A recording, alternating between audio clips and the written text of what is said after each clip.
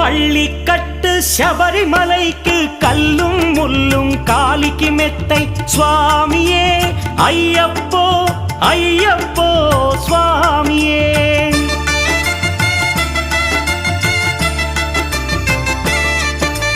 பள்ளிக்கட்டு சபரிமலைக்கு கல்லும் முள்ளும் காலிக்கு மெத்தை சுவாமியே ஐயப்போ ஐயப்போ స్వామియే.